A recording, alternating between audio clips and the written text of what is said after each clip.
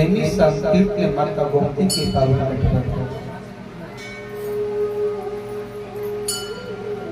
गौ माता के मुख से निकली गंगा गोमती बनकर के बह रही है। कल कल करके गंगा में गंगा की रवल धारा है। सुंदर बच्ची चेचाट कर रहे हैं। शीतल मंद सुगंध हवा चल रही है।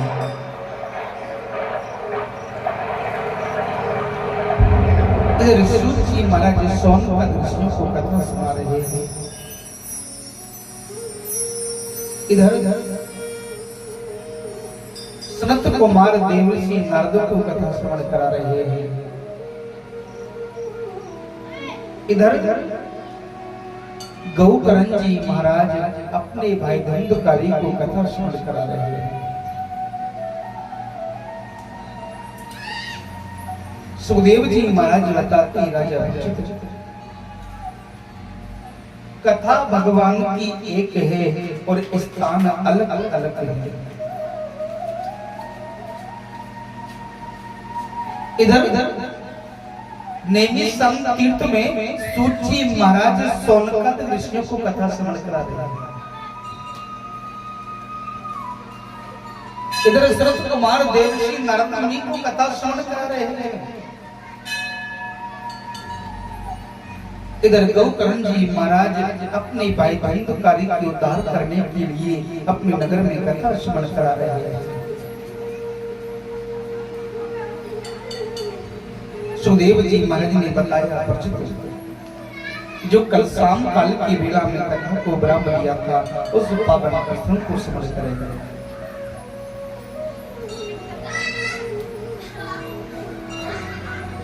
सुखदेव जी महाराज कहने लगे राजा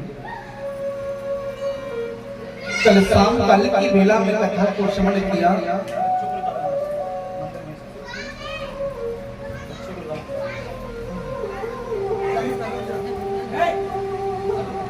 शंकर भगवान ने माता सती को बार बार समझाया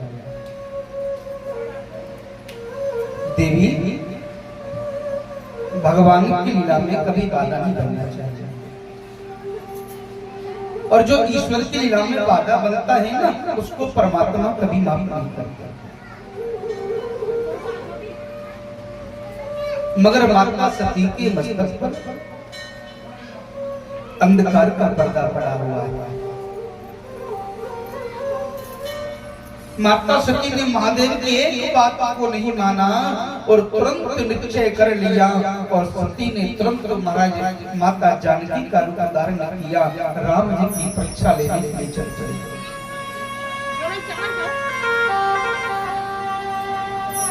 राम जी ने माता सती को पहचान लिया, हाथ जोड़ करके प्रणाम करने लगे। माता सती दौड़ करके महादेव के पास में आई। महादेव ने पूछा क्या हुआ देवी, परीक्षा लेने गई थी, दिया कि नहीं दिया? माता सती ने झूठ बोल दिया। कछु न परीक्षा लेने गोसाई कीन प्रणाम तुम्हारे। महादेव जैसे आप प्रणाम कर रहे थे ना मैं भी प्रणाम करके वापस लौट करके आ गया। शंकर भगवान नेत्र बंद करके देखा ओहो सती तूने तो मेरी मां का रूप धारण किया। महादेव ने सती को त्याग दिया।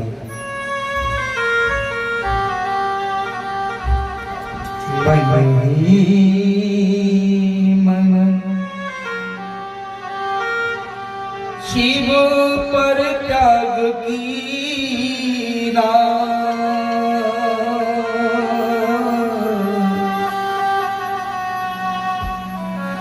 सम्मुख आपने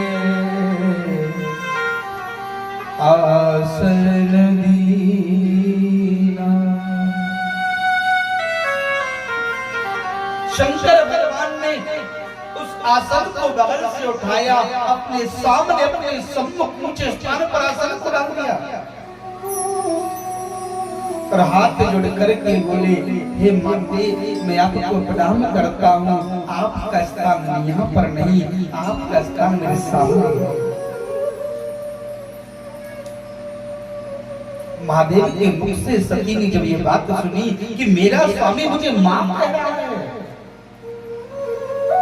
माता सती हाथ जोड़कर के चरणों में गिर पड़ी, महादेव मुझे माफ कर दो।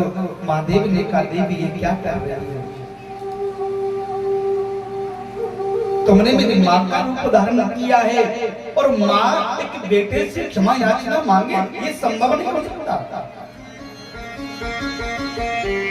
सती मैंने तुमसे बार बार मना किया था देवी, भगवान की लीला में बाधा मत बनो, अब नहीं मानी।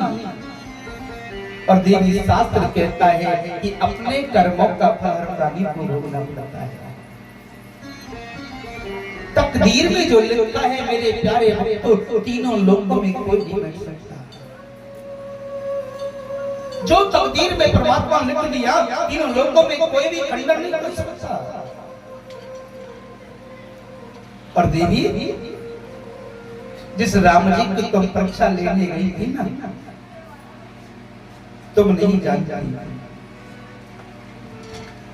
गुरुदेव ने राम को राजा बनाने के लिए सुंदर मुहूर्त निकाला और जिस मुहूर्त में राम को राजगद्दी पर बैठना था, उसी मुहूर्त में उसी क्षण राम जी राजगद्दी को छोड़ करके 14 वर्ष के वनवास को चले गए। क्योंकि शास्त्र कहता है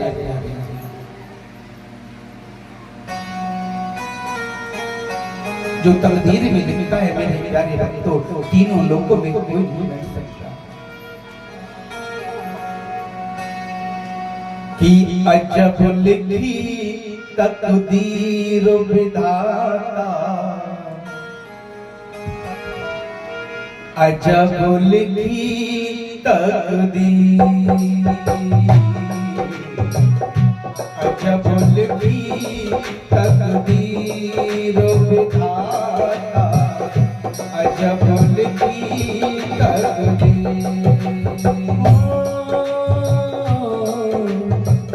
अजब लिखी तकदीर विधाता, अजब लिखी तकदीर। होना था अब से राम को, होना था अब से राम को, होना था अब से राम को, होना था अब से राम को, बन तो गए रघुवीर विधाता, अजब लिखी तकदीर विधाता, अजब लिखी तकदीर।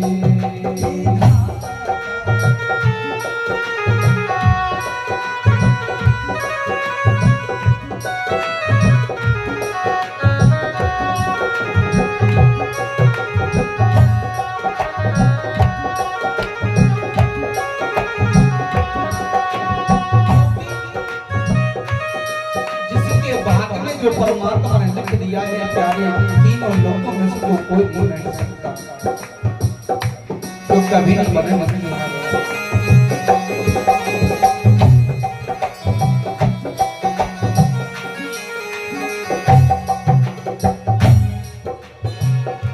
पांच पति द्रौपदी के देखो, एक से एक बलशाली थे, पांच पति द्रौपदी के देखो, एक से एक बलशाली थे।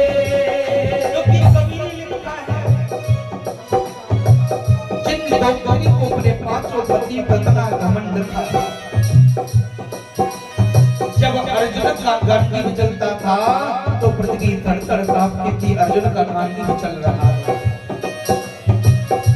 ब्रह्मांड का आकार बदल जाता था, और जब भीम की गदा उठी तो पृथ्वी धड़धड़ कांपती थी। महाराज ऐसे पांच पति की पत्नी पांच पति द्रौपदी के देखो, एक से एक बलशाली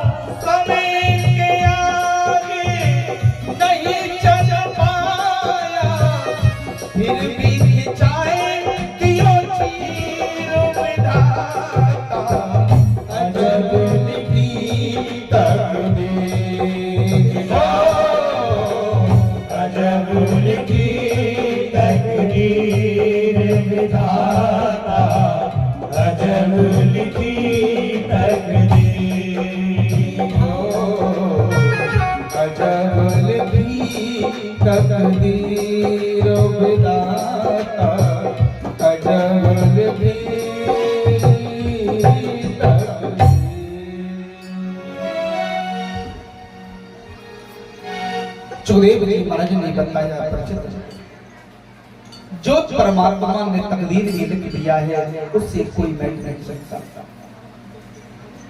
जिस द्रौपदी को अपने 5 पति पर इतना घमंड था, उसकी आंखों के सामने उसकी लाज लटकती रही। ना तो अर्जुन का गांधी काम किया, ना भीम की गदा ने कोई कमाल किया। शंकर भगवान बोले सती मैंने तुमको बार बार समझाया था पर तुमने मेरी एक बात को नहीं माना। सती मां मन में सोचने लगी मेरे स्वामी ने मुझे त्याग दिया है, अब मैं करूं तो करूं क्या? मेरा जीवन तो बेकार हो गया और मेरी मां का धन देना शास्त्र कहता है जिस नारी को जिसका पति त्याग देता है उस नारी को जीवन में कहीं सम्मान प्राप्त नहीं होता। एक बात जीवन में पार लेनी चाहिए। पहली बात तो बिना किसी कारण के विवाद नहीं करना चाहिए, घर में झगड़ा नहीं करना चाहिए। और झगड़ा कर भी लेते हो तो भूलकर भी कभी अपने मायके को बिल्कुल नहीं करना चाहिए। ये शास्त्र कहता है जो नारी अपनी मर्जी से बिना अपने माता पिता के बिना सास ससुर की आज्ञा के जो ठाकर के बैल मायके चली जाती है ना, उसको कभी सम्मान प्राप्त नहीं होता, कभी सम्मान प्राप्त नहीं होता। माता सती चाहती तो अपने मायके चली जाती, मगर माता सती जानती है कि जिस नारी को पति त्याग देता है उस नारी को कभी जीवन में सम्मान प्राप्त नहीं होता। जीवन में सम्मान प्राप्त करना है तो मेरी मां को उदाहरण देना। नहीं घर में झगड़ा भी हो जाएगा तो कभी कोई पिलाने का मत करो। आजकल की आदत है माताओं की, जरा सा कुछ झगड़ा हो जाता है ना तो बस तुरंत अपना बैग पैक किया और तुरंत रवाना, जबकि घर की दहलीज को पार नहीं करना चाहिए। और कितनी मांगता है तो ऐसे घर में बस झगड़ा हुआ, घर में अंदर गई और बेड पर पड़ी पड़ी पिलाने करती, क्या करे पंखा से उतर जाए? नहीं पंखा से नहीं उतरना, फांसी लगा या जहर खा लेगा क्या करेगा? फिर सोचते ये तो ठीक नहीं है, क्योंकि झगड़ा करने का कारण भी कोई होना चाहिए। बिना किसी बात पर झगड़ा करने का मतलब कुछ नहीं निकलता मेरी बात। परमात्मा ने बुद्धि सबको दी है, अपनी बुद्धि विवेक से कार्य करना चाहिए। मगर आपकी तो बात छोड़ो, महादेव की पत्नी की भी बुद्धि भ्रमित हो गई, जबकि वो त्रिलोकी नाथ है महादेव। सती आराम से रहने लगी, धीरे धीरे जीवन व्यतीत होने लगा।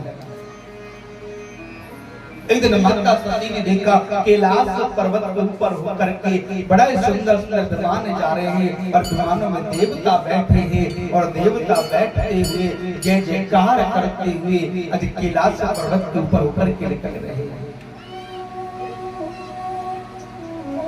माता सती का मन घबराने लगा और माता सती ने जैसे विमानों को देवताओं को देखा और महादेव से बोली, हे महादेव, ये देवता सुंदर सुंदर विमान में बैठ करके जो जा रहे हैं ना, ये किधर जा रहे हैं, जरा सा मुझे बताओ। शंकर भगवान बोले, देवी ये सारे देवता विमान में बैठ बैठ करके ना तुम्हारे पिता दक्ष के यहाँ पर जा रहे हैं। मेरे पिता के यहाँ पर? बोले हाँ। स्वामी एक बात बताओ, मेरे पिता ऐसा क्या करने वाले हैं जो सारे देवता वहां पर दौड़ रहे हैं? शंकर भगवान बोले, सती तुम्हारे पिताजी जो है ना एक बहुत बड़ा यज्ञ करने के लिए जा रहे हैं, यज्ञ की तैयारी कर रहे हैं, सारे देवता यज्ञ में जा रहे हैं। माता सती बोली, महादेव तो हम भी तैयारी कर रहे, क्योंकि पिता का यज्ञ करे और बेटी को निमंत्रण नहीं आए ऐसा तो संभव नहीं हो सकता। हमको निमंत्रण आएगा, क्यों ना हम भी चलने की तैयारी करें। महादेव बोले, देवी आप भले ही तैयारी कर लीजिए, पर तुम्हारे पिता के यहाँ से तुमको निमंत्रण आने वाला है। माता सती बोली, कमाल करते हो आप। अरे हमारे पिताजी यज्ञ करें और बेटी को न बुलाएं, ऐसा तो हो ही नहीं सकता। भला वो हमको क्यों नहीं बुलाएंगे? शंकर भगवान बोले, महादेवी तुम नहीं जानती, तुम्हारे पिताजी जो यज्ञ कर रहे हैं ना, ये किसी देवता को खुश करने के लिए नहीं कर रहे, तुम्हारे पिताजी मेरा अपमान कराने के लिए यज्ञ कर रहे हैं। इतना जब कहा तो माता सती रोने लगी और माता सती ने कहा, महादेव मैं आपसे प्रार्थना करती हूँ, मुझे आप कुछ भी कहो, कितना भी आप सताओ, मैं कुछ बोलने वाली नहीं, मगर तुमने मेरे माता पिता के बारे में कुछ कहा तो महादेव में बर्दाश्त नहीं करूंगा। और मेरी माता बात की सच है, नारी अपने घर में हर दुख सुख को सहन करती है, मगर यदि नारी से घर में बहुत से यदि माता पिता के बारे में जरा सा कुछ बोल देते ना, सहन नहीं होता। और किसी को नहीं सहन होता। बेटियों की बात छोड़ दो, क्यों? क्योंकि जितना प्रेम माँ बाप से बेटी करती है ना, उतना प्रेम शायद बेटा जीवन में कभी नहीं करता होगा। बेटी से कुछ भी तो सहन करेगी, पर माता पिता की बुराई कभी सहन नहीं कर सकती मेरी माँ। ये सत्य है। और मेरे तो ये भी नितांत सत्य है, बेटा आपके 10 भी होंगे ना, तब भी तुमको पानी के लिए नहीं पूछेंगे, पर सबको एक ही बस हाय हाय लगी, बेटा होना चाहिए, बेटा होना चाहिए, बेटा होना चाहिए। विचार किया कभी? जो बेटा बेटा चिल्लाते इसलिए बेटा चाहते, इसीलिए ना कि तुम्हारे मरने के बाद में तुम्हारी चिता में आग लगाएगा और एक लाठी सर में मार करके 1 लोटा घी भर देगा, इसलिए बेटा चाहिए। सिर्फ इसलिए बेटा चाहिए कि जिस दिन तुम मरोगे ना, तुम्हारी चिता में आग लगा देगा। अब मर जाओगे, चिता में आग लगा देगा, फिर बड़का लंबा लाठी लेकर के सर में कपार में मारेगा और 1 लोटा घी भर देगा, इसलिए बेटा चाहिए। पर मेरे प्यारे बेटा एक कुल के भी नाम को रोशन नहीं कर पाता, पर बेटियां जो है वो 2 कुल को नाम को रोशन करती है। वो 2 कुल के नाम को रोशन करती है। बेटे सब कुछ सहन कर सकती है, अपने माता पिता का अपमान वो कभी सहन नहीं कर सकती। माता सती ने कहा, महादेव माफ करना। शंकर भगवान वो देवी ने सत्य कहता हूँ। माता सती ने कहा, तो मुझे बताओ कि मेरे पिता ने तुम्हारा अपमान कब किया? शंकर भगवान वो देवी जानना चाहती तो सुनो, ये उस समय की बात है। वृषाय देवाश्वाय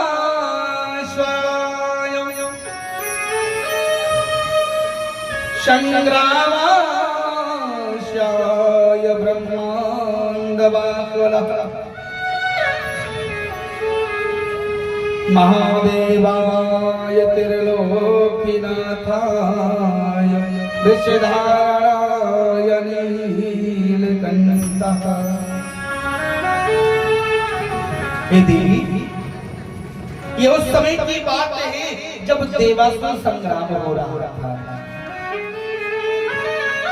देवासुर संग्राम के समय पर सारे जो देवता थे वो धीरे धीरे करके वीर गति को प्राप्त होने लगे। जब देवता वीर गति को प्राप्त होने लगे, सारे देवता घबराने लगे और देवता दौड़ करके ब्रह्मा जी के पास गए, ब्रह्मा जी रक्षा करो। ब्रह्मा जी दौड़ करके नारायण के पास गए। सारे देवताओं ने भगवान नारायण से प्रार्थना की, त्रायमाण त्रायमाण करने लगे। ब्रह्मा जी ने भगवान नारायण ने कहा देवताओं इस समस्या का एक ही हल है बस। सारे देवता और दैत्य मिलकर के समुद्र मंथन करेंगे। समुद्र मंथन करोगे उसमें से अमृत जो निकलेगा उस अमृत को हमको पिला देंगे, इसलिए आप अमर हो जाओगे, तुमको फिर मरने का डर नहीं रहेगा। आज महादेव ने कहा सती देवताओं ने दैत्यों को बुलाकर के संधि बनाई और समझौता किया और निवेदन करने के बाद में समुद्र मंथन के लिए देवता तैयार हो गए। बस की शर्फ को मंगाया और रस्सी बनाई, मंदराचल पर्वत को लेकर के राजनीति बनाई। समुद्र में जैसे पर्वत के चारों तरफ रस्सी के रूप में सर्प को डाला, एक तरफ तो दैत्य लग गए, दूसरी तरफ देवता लग गए और दोनों ने फैसला कर लिया जो भी समुद्र में से निकलेगी अस्तु निकलेगी उनमें से दोनों आधा आधा बांट लेंगे। जैसे समुद्र मंथन होना प्रारंभ किया, आज मंदराचल पर्वत नीचे खिसकने चालू हो गया और जैसे नीचे खिसकना चालू हुआ, आज भगवान से प्रार्थना की, नारायण ने कछुआ का रूप धारण किया और कछुआ का रूप धारण करके उस पर्वत के नीचे लग गए। ब्रह्मा जी मदृश्य बनकर के बैठ गए। समुद्र मंथन होने लगा और जैसे समुद्र मंथन होना प्रारंभ किया और जैसे ही पर्वत को उधर उधर खिसकाना चालू किया, बड़ी विशाल भयंकर आज विस्की लपट निकलना प्रारंभ हो गई। विशाल लपट निकलना प्रारंभ हो गई, अजीब जंतु घबराने लगी, देवता घबराने लगे, परमात्मा त्रायमान रक्षा करो। दैत्यों ने कहा नारायण बचाओ, महादेव बचाओ, देवताओं ने कहा हे प्रभु बचाओ। देवता दैत्य सारे के सारे घबराने लगे, अब जहर से कौन हमारे प्राणों को बचाएगा। सारे देवता घबराने लगे। दैत्यों से पूछा तुम ही बताओ क्या करें। राक्षसों ने कहा पूछना क्या है, हिंदू रीति रिवाज में यदि सबसे पहले कोई पूजन होता है ना तो गणेश भगवान का होता है। बोले फिर क्या करें। बोले करना क्या है, सबसे पहले समुद्र मंथन से जहर निकला है, गणेश जी को बोला और गणेश बप्पा से कहो कि जहर पी जाओ। देवताओं ने कहा गणेश भगवान आओ। गणेश जी बोले पागल हो गए, तो पागल हो गए। देवता बोले कैसे पागल हो गए बताओ ना। गणेश जी बोले एक काम करो, जिसके घर में माँ बाप जिंदे बैठे रहते हैं पहले माँ बाप को पूछना चाहिए कि बच्चों को पूछना चाहिए। देवता बोले माँ बाप को पूछना चाहिए। गणेश जी बोले फिर सोचते क्या है, महादेव बैठे, महादेव को ही दे दो ना। देवता बोले बड़े चतुर हो महाराज, पूजन की बारी आती तो आप आगे बैठ जाते हो, अब जहर पीने की बारी आई तो महादेव की बात करते हो, बड़े चतुर हो। महादेव से प्रार्थना की, महादेव कृपा करो। आज मेरे शंकर भगवान ने विचार किया कि मुझे त्रिलोकी नाथ लोग कहते हैं और मेरे होते हुए संसार पर कष्ट आया तो फिर मेरा संसार में जन्म लेने का कोई मतलब नहीं। आज महादेव ओक लगा करके बैठ गए और सारे के सारे जहर को पान करना प्रारंभ कर दिया। बाबा ने विचार किया कि जहर यदि पेट के अंदर जाएगा तो मेरे परमात्मा को कष्ट होगा। सारे जहर को कंठ पर रोक लिया और बाबा का कंठ नीला पड़ गया और जैसे महादेव का कंठ नीला पड़ा, सारे देवताओं ने जय जयकार करना प्रारंभ कर दिया। नीलकंठ महादेव की जय हो। बाबा का कंठ नीला पड़ गया और देवताओं ने महादेव का नाम नीलकंठ महादेव पड़ गया। सारे जहर को पान कर गए महादेव और जैसे जहर पीना प्रारंभ किया, समुद्र मंथन से महाराज आज जैसे जहर खत्म हुआ, 7 मुख वाला आज एक बहुत विशाल हाथी निकला। विशाल नाम का हाथी निकला, उस हाथी को बड़े सर्व के राजा इंद्र को दे दिया। 7 मुख वाला एक अश्व निकला। आज 7 मुख वाले महाराज सावकर्ण घोड़ा को पकड़ा और पकड़ करके दैत्यों के राजा बलि को सौंप दिया। फिर समुद्र मंथन हुआ, कोस मणि निकली। आज नारायण ने अपनी भुजा में इसको धारण कर लिया। समुद्र मंथन से पारिजात नाम का वृक्ष निकला, जिसको कल्प वृक्ष के नाम से जाना जाता है। देवताओं को दे दिया सर्वत्र शोभा बढ़ाने के लिए। फिर समुद्र मंथन हुआ प्यारे। समुद्र मंथन से 4 कामधेनु गाय प्रकट हुई। जो आज जो गौ माता हमारे भारतवर्ष में 4 आने की मजबूरी दर की ठोकर खा रही है। 4 कामधेनु जो गाय हैं आज वो मृत्यु लोक में समर्पण कर दी। फिर समुद्र मंथन हुआ प्यारे। समुद्र मंथन से महाराज आज माता लक्ष्मी का प्राकट्य हुआ। माता लक्ष्मी को नारायण ने अर्पण कर लिया। समुद्र मंथन से 3 महाराज बड़ी सुंदर कन्या प्राकट हुई। देव अप्सराओं को स्वर्ग में भेज दिया, जाओ जाकर के देवताओं को सुरापान करा करके उनके मन मोहित करके उसके मन को मोहित करना, हमेशा को काम में लगाना। समुद्र मंथन होता चला गया।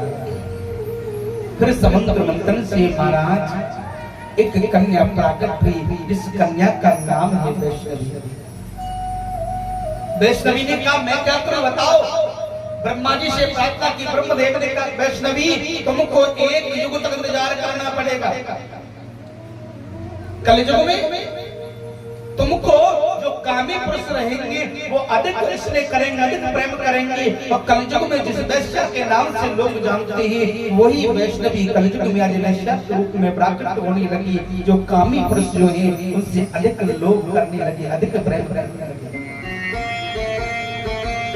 समुद्र मंथन से समुद्र देव जैसे अमृत का कलश लेकर के प्राकट हुए। देवता दैत्य दोनों आपस में झगड़ा करने लगे, दौड़ पड़े महाराज। आज झगड़ा करते करते उस समुद्र का जो लोटा था उसमें से 4 स्थान पर उसमें से अमृत छलका और अमृत छलकर के नदी के सरोवर में जाकर के प्राकट हो गया। और जो 4 स्थानों पर संतों की महाबैठक कुंभ लगता है।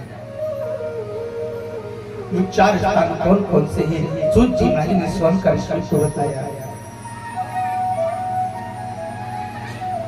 तीर्थाय राजस्याय प्रागराजाय गंगा तटे उज्जैनस्य हरद्वार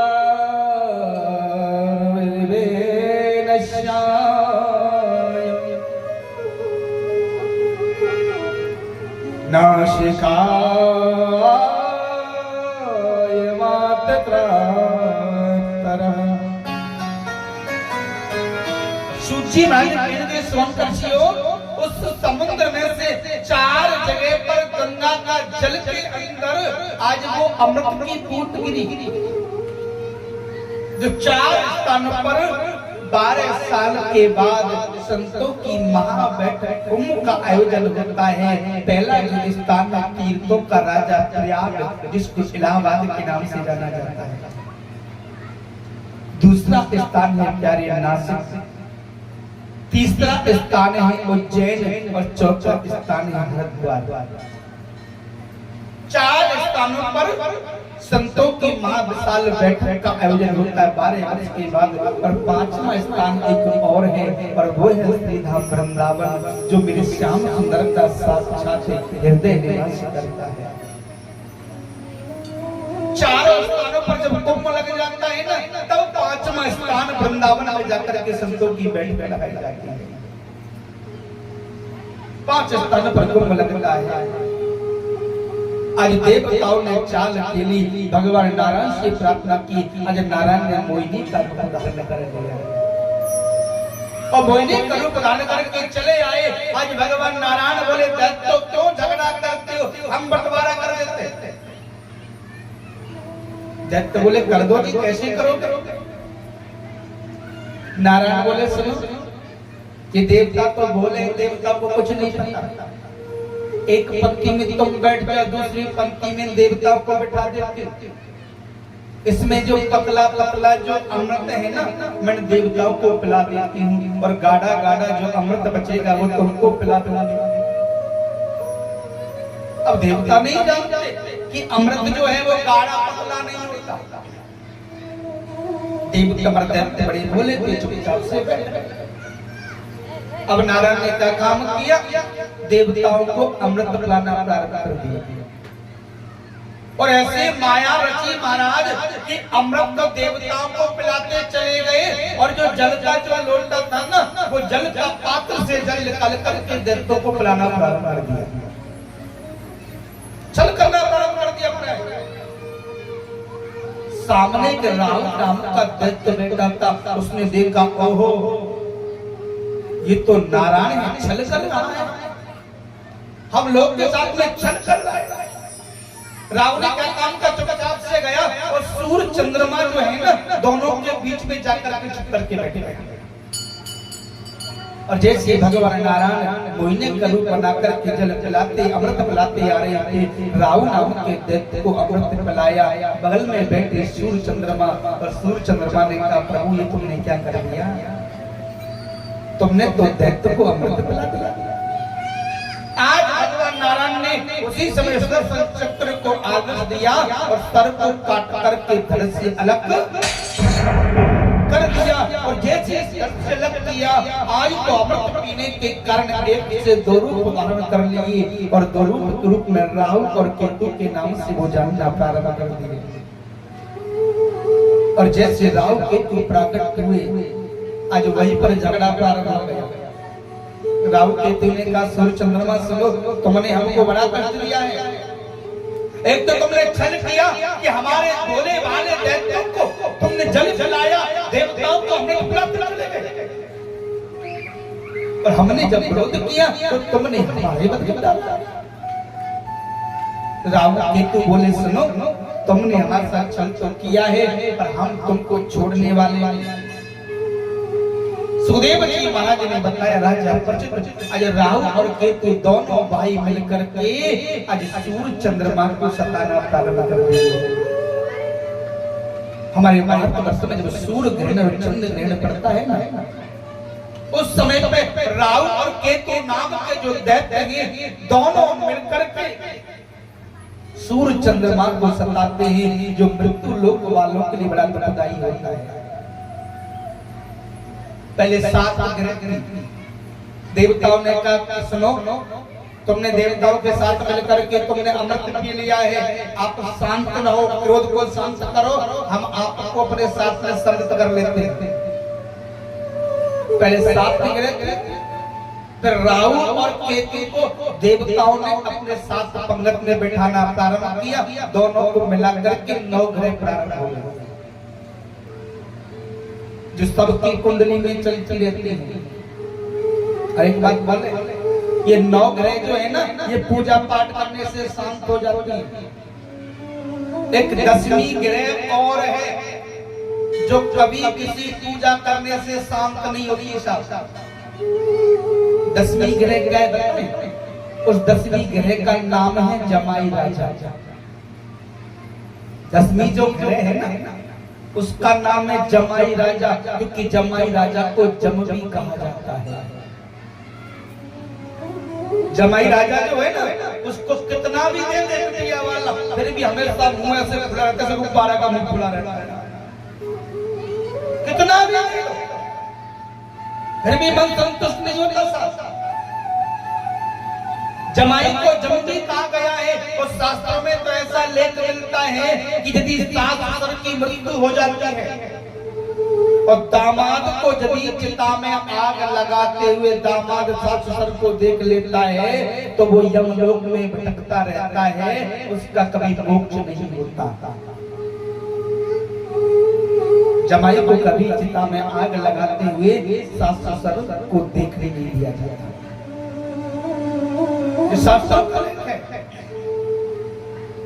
अब तुरंत प्रारंभ हो गए महाराज, देवताओं ने पीने के कारण से विजय प्राप्त की और विजय प्राप्त करने के बाद आज सारे देवता दौड़ कर के ब्रह्मा जी के पास गए और ब्रह्मदेव से कहा, ब्रह्मदेव आपकी जय हो, आपकी जय हो, आपकी जय हो।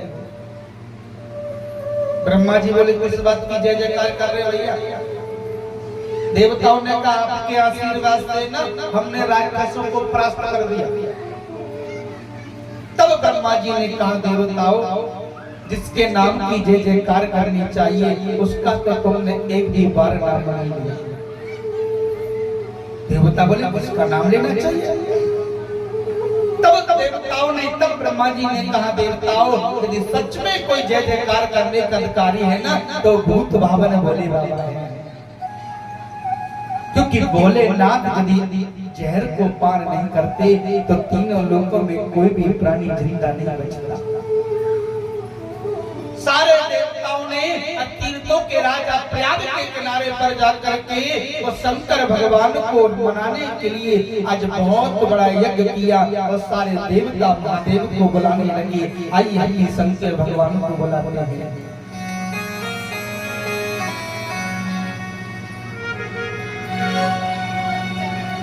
कि और नहीं कोई और नहीं,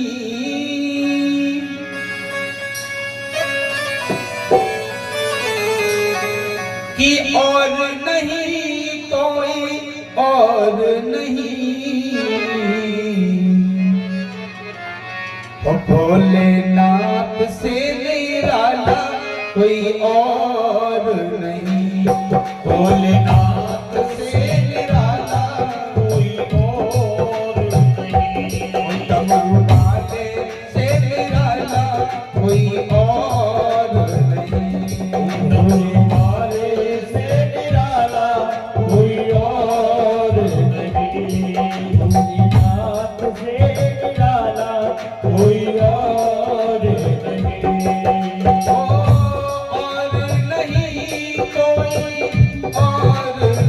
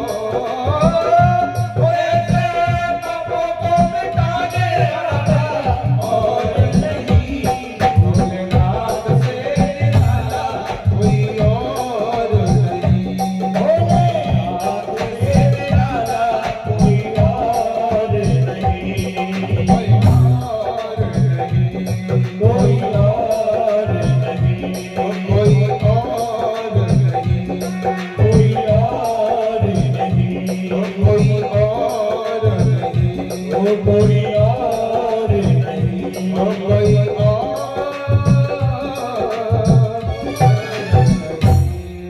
बोले शंकर भगवान की जय हो, बोले भोले बाबा जय हो, बोले शंकर भगवान की।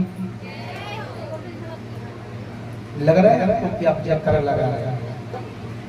चिंता मत करो, खाना तैयार हो रहा है गवना में। हाँ, जयकारे में दम नहीं हम किसी से। हमारे ब्रज में कहावत है, हमारे ब्रज में कहावत ध्यान देना, सामान उसी का बिकता है जिसकी दुकान होती है। सामान उसी का बिकता जिसकी दुकान होती है। और कथा में तो वही जयकार लगाता जिसके मुंह में जुबान। रासलीला हुई है कभी? रासलीला हुई थी या कभी नहीं हुई? रामलीला हुई थी ना? हमारे ब्रज में रासलीला होती है ना, तो सबसे छोटी जो सखी है ना, वो जयकार लगाती है। वो कहती है माटी के धोलाओ, एक एक मटका तो जल को पी जाओ, भर भर थाली दाल चावल खा जाओ, जय के नाम पे करे है। यदि हाथ उठा करके जयकारा नहीं लगाओगे ना, तो अगले जन्म में टोटो बनना पड़ेगा। टोटो समझो, बिना हाथ। और यदि मुंह से जयकारा नहीं लगाओगे तो फिर गूंगा बनना पड़ेगा। गूंगा जानते हो? गूंगा जाने गूंगा का घर का, जब गूंगा बन जाता है तो कुछ पल्ले नहीं पड़ता। हम नहीं चाहते कि आप ऐसा बने। निवेदन है, जयकारे में दम नहीं, हम किसी से कम नहीं। वो वाली बात को खत्म करो, वही बात याद रखो। छत्तीसगढ़िया सबले बढ़िया कवि बनोगे जब जयकारा दमदार लगाओगे। बोली शंकर भगवान की। अब लग रहा है कि तुम बैठे 2 दिनों से तो बड़ी मुश्किल से इंद्र देवता से प्रार्थना करते करते हो गए कि हम तो रुक जाए। बड़ी मुश्किल से तो ये मान गए। अब ये मान गया तो आपको मनाना कठिन पड़ रहा है। वो माता जी बता रहे थे, पहले जो कथावाचक आए थे, अब हमको व्यास गादी से नहीं कहना चाहिए। इस देश में ना आजकल एक बड़ी विडंबना है। आप लोग भेड़ को देखा है? भेड़ बकरी जो होती है, एक भेड़ यदि गड्ढे में कूद गई ना, तो सारी भेड़ अपने आप गड्ढे में कूद जाएगी। चाहे उनकी एकता समझ लो, चाहे विशेषता समझ लीजिए। मैं कभी का विरोध कर देता हूँ तो लोग मेरे खिलाफ ही खड़े हो जाते हैं, क्योंकि शास्त्र कहता है, मेरी मां जान देना, शास्त्रों के अनुसार नारी को व्यास गद्दी पर बैठने का अधिकार नहीं है। शास्त्रों के अनुसार नारी सत्संग कर सकती है, भजन कीर्तन कर सकती है, पूजा पाठ कर सकती है। सत्संग यदि व्यास गद्दी पर बैठना है तो तब तक बैठ सकती है, तब तक वो कन्या बाल अवस्था है। मात्र 12 वर्ष तक, 12 वर्ष के बाद ऋतुमास प्रारंभ होने के बाद में नारी को गद्दी पर बैठने का अधिकार नहीं होता। पर आजकल देश में विलंबना है। यदि कोई माताएं कथा कहने आएगी, कोई बढ़िया लड़की कथा कहने आ जाएगी, तो भीड़ उमड़ पड़। देखो तो सही कौन आया है, कैसी बोल है। ज्ञान को लेना कर रहा है, विचार करिए। हम देखते कथावाचक की जो माता है ना, वो 1-1 महीने लगातार कथा करती रहती है। और माता जो लगातार 1 महीने जो व्यास गद्दी पे बैठ करके कथा कर रही है, तो विचार करिए कि वो आपको धर्म के मार्ग पर ले जा रही है या आपको पाप में डुबा करके जा रही है। क्योंकि नारी 1 महीने तक व्यास गद्दी पे लगातार बैठ करके प्रवचन नहीं कर सकती, क्योंकि नारी यदि ऋतुमास से हो जाती है तो 4-5 दिन तो नारी को व्यास गद्दी छीना नहीं चाहिए। कथा करते हैं क्योंकि हम संत हैं, हमको कोई फर्क पड़ने वाला नहीं। हम तो उनमें से हैं कोई सुने तो अच्छा, नहीं सुने तो ज्यादा अच्छा। हाँ, अपन को नहीं सुने महाराज, अपने को ढोंग की जरूरत नहीं, ये जरूरत नहीं कि हमारा बैंक नोटों से भरना चाहिए। बैंक नोटों से भरे या ना भरे, पर कथा सुनने वाले का मन ज्ञान से भरना चाहिए।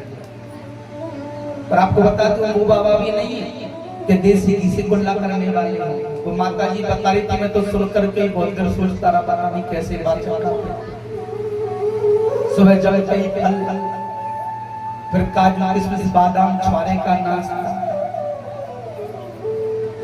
सुबह में, फिर दोपहर में, फिर शाम को, और फिर कहती हमारा तो व्रत चल रहा है। जो 3-3 टाइम जीम रहा है, देसी घी में काजू किशमिश तल करके जो खा रहा है, और फिर कह रहा है कि हमारा व्रत चल रहा है, वो व्रत कैसा है? ऐसा कोई हमसे कहे तो हम जीवन भर व्रत रख लें, जीवन भर। क्योंकि शास्त्र इस बात की अनुमति देना मेरी माँ। आजकल लोगों को शौक नहीं, रोग लग गया है कि जहां भी जाएंगे बढ़िया व्यवस्था चाहिए, बढ़िया खाने को चाहिए, बढ़िया रहने को चाहिए। कथा भले बढ़िया हो या ना हो, पर हमारी व्यवस्था बढ़िया होनी चाहिए। पर एक बात बोले, मुख से क्या बखान करे? आओ कहीं वृंदावन, वृंदावन आओ तो किसी कोने में बाबा का नाम पूछ लेना। कभी वृंदावन आओ तो पूछ लेना कि राष्ट्रीय संत गोपालानंद गिरी जी महाराज कहाँ रहते हैं। हम यहाँ अकेले आए जरूर है। पहली बार जब हम छत्तीसगढ़ में आए थे ना, आपके यहाँ पूर्व सीएम जो डॉक्टर रमन जो है ना, उनके यहाँ पर हम आए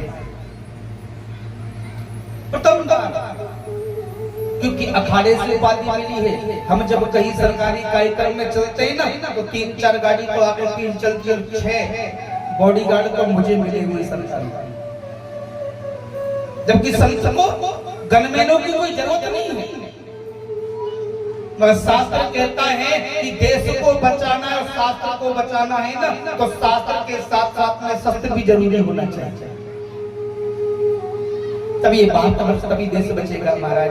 क्योंकि शास्त्र के साथ में शस्त्र हाथ में नहीं होगा ना, तो फिर तुमको कोई भी टॉर्चर करके चला जाएगा। देश को बचाना तो शास्त्रों के साथ साथ में शस्त्र भी होना चाहिए। पर जहाँ भी कथा करने के लिए जाते हैं, हमको गनमैनों की जरूरत नहीं पड़ती, क्योंकि मेरा ठाकुर मेरे साथ में साथी बन के चलता है। हमको कौन कोई मार सकता है प्यारे? दिखावा कम करिए, जितना भी करना भजन करो प्यारे, क्योंकि भजन से ही परमात्मा मिलता है। रोज प्रणाम करने से भगवान नहीं मिलेगा। घर में सास ससुर बेचारे भोजन में परेशान, बहू खाना दे दे, और बहू क्या करिए? अरे तुमको खाने की पड़ी है, मंदिर में आरती के लिए लेट हो रहा है, मैं तो आरती पहले करूंगी, खाना बाद में करूंगी। कितना भी मंदिर में जाकर के आरती कर लेना मेरी माँ, कभी तुमको पूजा का फल मिलने वाला नहीं। मंदिर में नाम लेंगे, गुरुद्वारे नाम लेंगे, घर में ही बैठे पगले तेरे भगवान, कर ले माँ को प्रणाम, अपने पिता को प्रणाम। असली भगवान है, हम उसको ठोकर मार करके जा रहे हैं। असली भगवान को जिस दिन पूजना चालू कर दिया मेरी माँ, उस दिन ये परमात्मा को दौड़ करके तुम्हारे पीछे आएगा। वो कहता तेरे घर में जो भगवान बैठा है, उस भगवान को मना ले, मैं तो अपने आप मान जाऊंगा। तेरे जीवन में खुशियां तमाम आएंगी, तेरे कारों में अच्छे मुकाम लाएंगी, ले ले माँ की दुआ तेरे काम आएगी। सबसे अच्छा जीवन बनना है मेरे माँ। जिस बच्चे ने माँ बाप का आशीर्वाद ले लिया, भगवान का आशीर्वाद लेने की जरूरत नहीं। कि भगवान भी तरसता है कि माँ का प्रेम, माँ का आशीर्वाद कब मुझे प्राप्त हो, जिससे मेरे जीवन का उद्धार हो जाए। जो माँ ममता दे सकती है ना बच्चे को, वो ममता परमात्मा भी नहीं दे सकता। जो माँ अपने बच्चे के लिए कर सकती है ना, तो भगवान कभी नहीं दे सकता।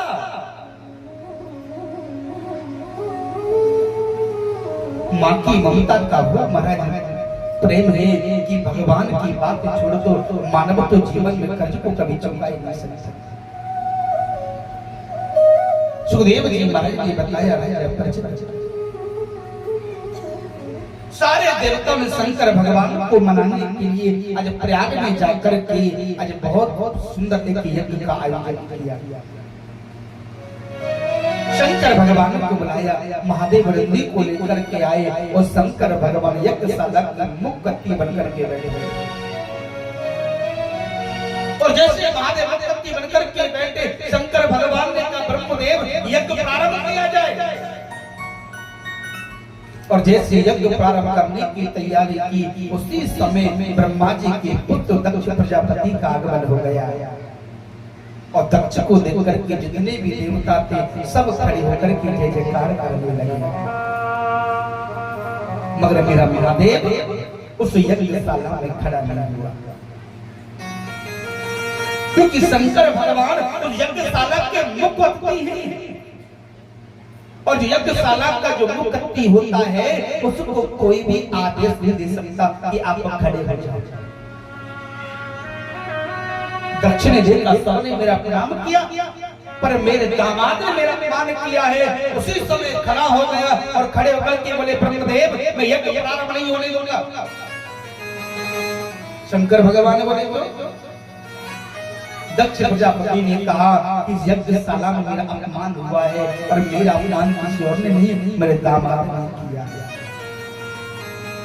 जब तक यज्ञशाला से इसका अपमान करके तिरस्कार करके धक्का मारकर के नहीं भगाया जाएगा ना, तब तक मैं यज्ञशाला प्रारंभ नहीं होने दूंगा। ब्रह्मा जी हाथ जोड़ करके बोले दक्ष क्यों पागल गया है, तू जानता है महादेव पहली बात तो ये कि शंकर भगवान आज के यज्ञ के मुक्ति हैं, और मुक्ति को कोई भी खड़ा होने के लिए आदेश नहीं कर सकता। दूसरा ये दामाद है, और दामाद का पद तो वैसे भी बहुत बड़ा होता है। दामाद नहीं, दामाद का पद तो वैसे बड़ा होता है। अरे नहीं खड़े हुए कोई बात नहीं, क्या फर्क पड़ने वाला है। पर दक्ष ने कहा नहीं, जिस समय देवताओं की बैठक हुई थी तो सारे देवताओं का मुझे सेनापति बनाया था, तीर्थों का राजा प्रयाग को बनाया था, तो उन देवताओं को मेरा सम्मान करना चाहिए। दक्ष बुरा बुरा कहने लगा। दक्ष के नहीं खड़े हो गए, शंकर भगवान को माफी मांगनी पड़ेगी, क्षमा मांगना ही पड़ेगा। महादेव के अन्यायी खड़े हो गए, महादेव से कुछ कहा तो अच्छा नहीं होगा। राजा दक्ष शंकर भगवान को गाली पर गाली दे रहा है, और भोले बाबा मुस्कुरा रहे हैं। शंकर बाबा मुस्कुरा रहे हैं, दक्ष गाली दे रहे हैं, महादेव मुस्कुरा रहे हैं। नंदी को क्रोध आया, और नंदी ने कहा ब्राह्मण जिन वेद मंत्रों पर आपको इतना घमंड है और जो महादेव का अपमान करते हो, जाओ मैं तुमको श्राप देता हूँ, आज के बाद किसी भी ब्राह्मण का श्राप किसी को फलीभूत नहीं होगा। महादेव ने कहा शांत हो जाओ, चलो यज्ञशाला से जाने में हमारी भलाई है। मैं नहीं चाहता मेरे कारण भगवान के कारण बाधा हो। शंकर भगवान नंदी को लेकर के घर से चलने लगे और जंगल में पहुंचे। आज नंदी फूट फूट करके रोने लगा। नंदी बोला महादेव मुझे मर जाने दो। शंकर भगवान बोले नंदी मुझे अचानक क्या हो गया। नंदी ने कहा महादेव मेरे स्वामी का अपमान होता रहा और ये सेवक कुछ नहीं कर पाया। मैं जीना नहीं चाहता, मेरे प्राण त्याग नहीं। शंकर भगवान को नंदी मैं तुझसे प्रार्थना करता हूं बेटा, इस सुख को त्याग और मुझे एक वचन दे, मुझे एक वचन दे दे। नंदी ने कहा बोलो महादेव क्या चाहते हो। तब महादेवी ने कहा नंदी मेरे अपमान की बात जाकर तुम महादेवी को मत बताना। मेरा अपमान हुआ है सती को कभी मत बताना। क्यों सती को मालूम पड़ गया कि महादेव का अपमान हुआ है, वो जगत जननी जगदम्बा है, वो सब कुछ सहन कर सकती है, पर महादेव का अपमान वो कभी सहन नहीं कर सकती। उसको पता चल गया कि महादेव का अपमान हुआ है ना, वो तीनों लोगों में हाहाकार मचा देगी, किसी को जिंदा छोड़ने वाली नहीं। दिल से प्रार्थना है कि अपमान की बात सती को जाकर के हमें बताना। नंदी चला गया और जब मेरे महादेव ने ये सारी बात स्वयं माता सती को बताई और माता सती ने नंदी की तरफ देखा और नंदी की तरफ सती ने देखा तो नंदी रोने लगा।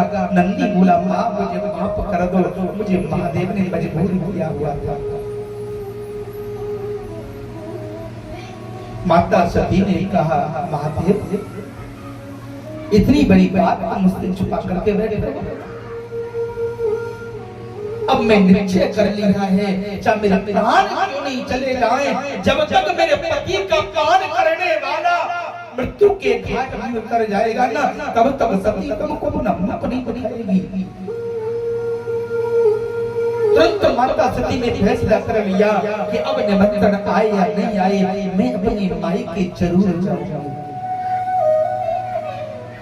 शंकर भगवान ने कहा, सती मान जाओ, तुम्हारे मायके से तुम्हारे पियर से निमंत्रण नहीं आया और बिना बुलाई जाओगी तो अच्छी बात नहीं। और मेरी मां शास्त्र कहता है कि आवत ही हर से नहीं और नैनन नहीं स्नेह, कि तुलसी वहां न जाइए चाहे कंचन बरसत में। देवी गोस्वामी तुलसीदास जी चौपाई में कहते, आवत ही हर से नहीं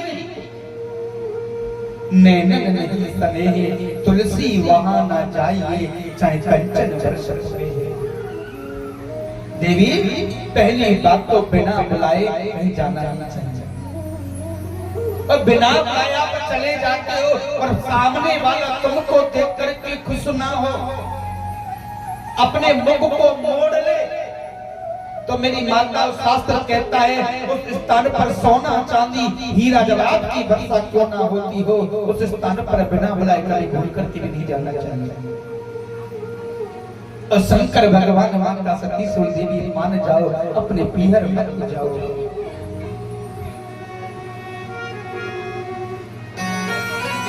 शंकर भगवान सती को मनो करने लगे।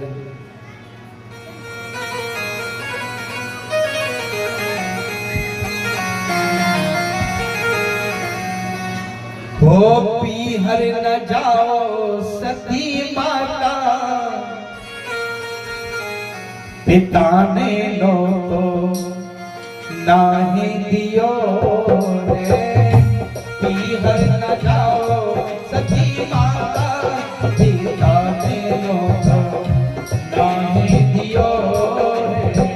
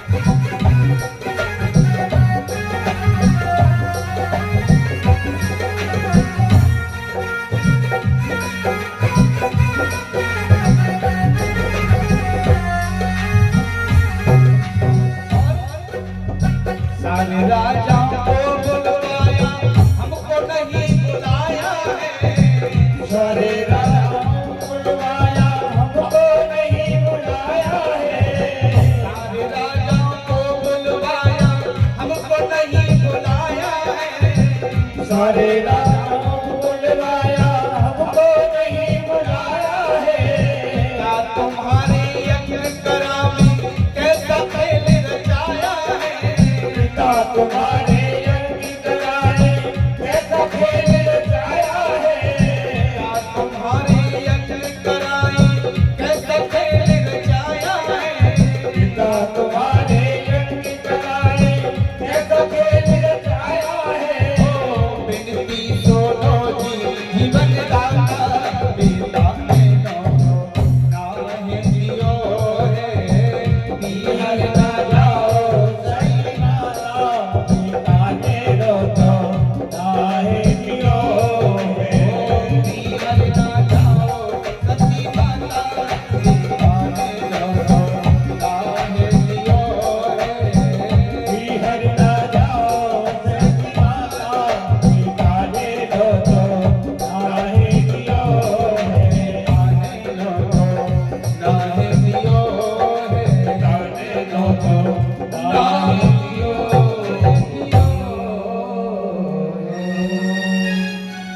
बोली भूत बावन भोले बाबा की जय हो। शंकर भगवान हाथ जोड़ करके बोले हे सती मैं तुमसे प्रार्थना करता हूँ तुम बिना बुलाए मेरे माई को मत जाओ कि तुम्हारे पिताजी ने निमंत्रण नहीं दिया और शास्त्र कहता मेरी माता दान देना। यदि माता पिता के यहाँ पर कोई शादी विवाह हो यज्ञ हो ऐसा कोई अनुष्ठान होता हो और माता पिता के यहाँ से निमंत्रण नहीं आए तो बेटे को भूल कर भी अपने माँ बाप के यहाँ नहीं जाना चाहिए। बेटे के लिए दो त्योहार होते हैं एक भाई दूज और रक्षाबंधन। माँ बाप के यहाँ से निमंत्रण नहीं आए तो दो त्योहारों पर बिना बुलाए चला जाना चाहिए क्योंकि माँ भाई और बहन का प्रेम छुपा होता है। घर में कोई यज्ञ हो अनुष्ठान हो शादी विवाह हो जब तक संदेश नहीं आए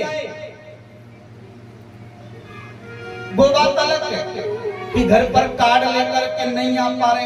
आजकल सिस्टम चल गया है हम तुमको फोन से बोल दिए हमारे घर आ जाओ और तुम हमको बोल दो कि तुम तुम्हारे घर का पता पड़। पहले ऐसा नहीं था। पहले आज भी देहातों में जब तक निमंत्रण नहीं आता ना तब तक किसी के घर पे नहीं जाती चाहे पड़ोस में कितने भी लड़ुआ बैठा हो। बिना बुराई नहीं करना चाहिए। सती से बार बार महादेव मना करने लगी अब सती विचार करने लगी करूं क्या। नंदी ने कहा माता मान जाओ ना महादेव मना कर रहे हैं। माता सती बोली माता नंदी बोल मैं क्या करूं। तू कहता है मैं तेरी बात मान जाती नहीं जाऊंगी पर नंदी तू जान जा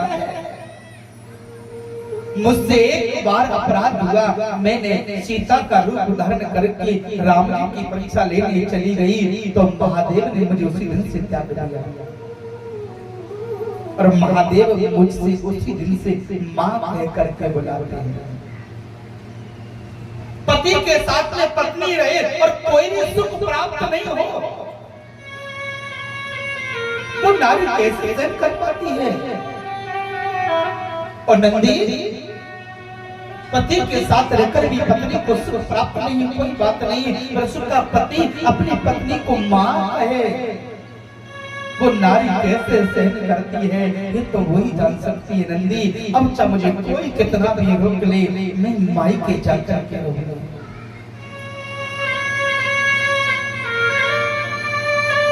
शंकर भगवान ने नंदी सुन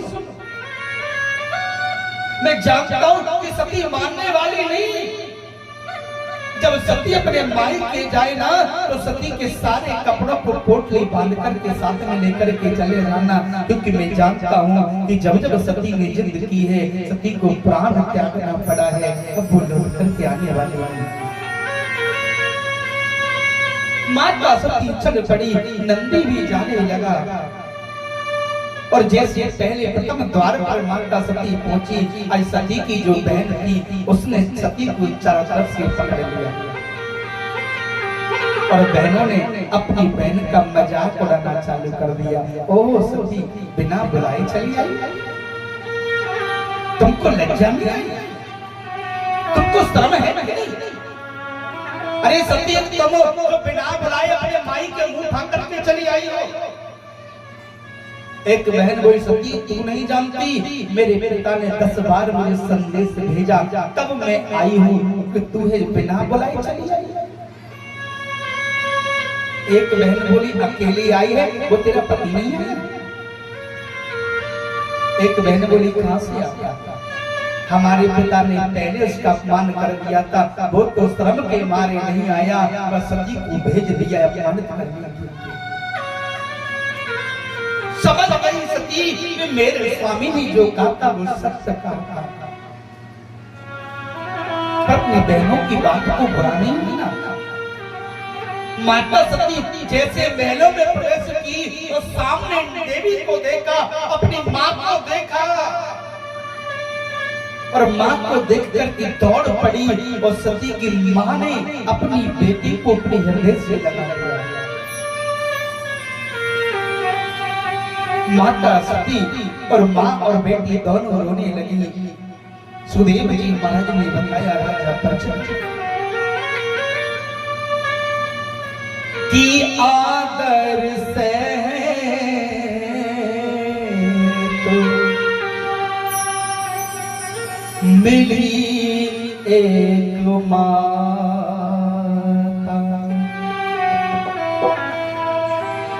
भगनी मिली बहुत मुस्काता।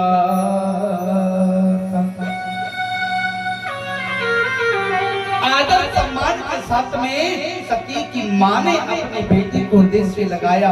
बहनों ने तो खूब मजाक उड़ाया। आदर से तो मिली एक माता और भगनी मिली बहुत मुस्काता। बहनों की बात को बुरा नहीं मानना। माने का बेटा छोड़ कोई बात नहीं, तू अंदर चल जा। सती ने अपने आंसू को पोंछ करके जैसे यज्ञशाला में गई और यज्ञशाला में जाकर के देखा पूछता ऋषि दाढ़ी पर हाथ फिरा रहा है। ओहो सती बिना बुलाए चली गई। भृगु मुनि अपने मोछों में ताव लेने लगा। ओ सती लज्जा नहीं आई बिना बुलाए गई। अंगरा ऋषि अपनी भुजाओं को फड़फड़ाने लगा। दक्ष ने सती को देखा मुख को मोड़ लिया। सारे देवता विराजमान हैं पर चारों तरफ सती ने देखा महादेव का स्थान कहीं भी नजर नहीं आता। एक कोने में आसन पड़ा है, उस पर दुर्गंध पड़ी मणिमुद्र पड़ा है।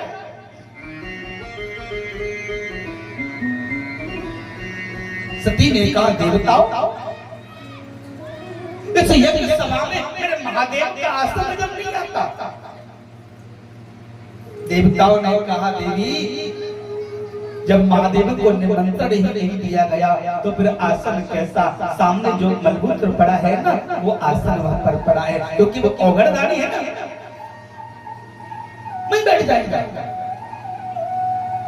माता सती ने विचार कर लिया वो नारी क्या है, इस नारी के सामने उसके पति का अपमान हो, उस नारी को प्राण त्याग देना चाहिए।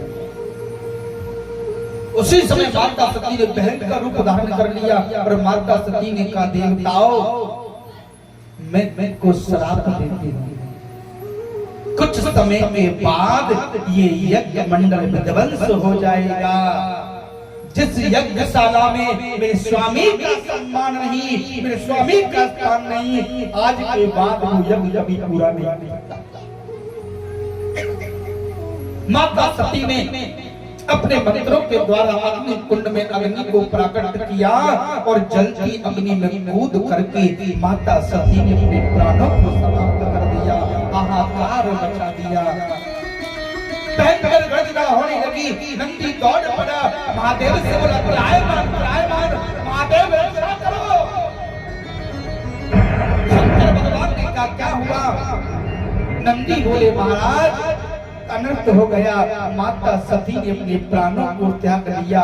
उसी समय मेरे महादेव ने अपनी जटाओं को खोल करके एक बाल पृथ्वी पर प्रकट कर महादेव की जटाओं से दो वीरगण प्राकट हो गए। एक तो कृत्या नाम की राक्षसी प्राकट हुई, पर वीरभद्र नामक का गण पैदा हुआ। कृत्या से और वीरभद्र से कहा जाओ जाकर के राजा दक्ष के यज्ञ मंडल को विध्वंस कर दो। वीरभद्र कृत्या दौड़ करके गई, दूसरा ऋषि की दाढ़ी को उखाड़ करके जला दिया, अगला ऋषि की भुजाओं को तोड़ डाला, भृगुमुनि के बालों को नोच लिया, किसी के सर को तोड़ा, किसी के हाथ को तोड़ा, हाथ को तोड़ा, त्राहिमाम करने लगे और दक्ष के सर को काट करके धड़ से अलग कर दिया, अग्नि कुंड में आहुति लगा दिया। सारे देवताओं ने शंकर भगवान से प्रार्थना की, नमामि समीसान निर्वाणम। हे संसार में रहने वाले महादेव, हम आपसे प्रार्थना करते हैं, हमारी रक्षा करो। आज सारे देवता त्राहिमाम कर लगे, हे महादेव हम आपकी शरण में रक्षा करो। और जैसे देवताओं ने महादेव से प्रार्थना की, आज त्रिलोक के नाथ इतने दयालु हो गए महाराज, तुरंत प्रकट हो गए। और शंकर भगवान ने क्या कहना चाहते हैं? सारे देवताओं ने कहा, महादेव आज यज्ञ प्रारंभ नहीं हुआ ना, तो आज के बाद किसी का यज्ञ पूरा नहीं होगा। प्रार्थना करता हूँ आप यज्ञ को पूरा कराओ। आज महादेव ने वीरभद्र को आदेश दिया, जाओ। वीरभद्र गया, तब दिशा में एक बकरे का सर काट करके लाया और जैसे बकरे के सर को दक्ष की धड़ पे लगाया, आई तो बम बम बम बोलना प्रारंभ कर दिया। और जैसे बकरा ने बम बम बम बोलना प्रारंभ किया, शंकर भगवान मुस्कुरा करके बोले, पहले ही हमारा नाम ले लेता तो बकरा बंदा नहीं बनता। अभी तो बम बम बम बोल रहा है ना। और देखना जब किसी घर में बकरा हो ना, बकरा बोल कर तब देखना कैसे करता है। शंकर भगवान ने कहा, देवताओं पहले मेरा नाम ले लेते तो तब क्या हो जाता। सारे देवता घबरा गए, घबरा करके बोले, महाराज हम तो अभी नाम ले लेते। सारे देवताओं ने महादेव का नाम लेना चालू कर दिया। बोले शंकर भगवान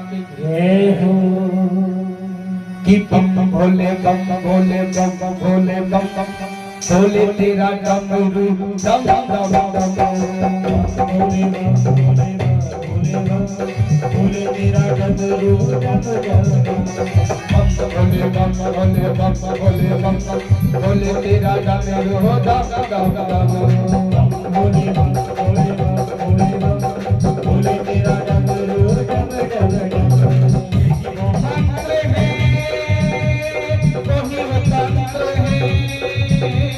यही हो मंत्र है, यही हो तंत्र है, प्रेम से जब करो लग जाए। भोले बम भोले बम भोले तेरा डमरू डम डम डम। भोले बम भोले बम भोले बम भोले तेरा डमरू डम डम।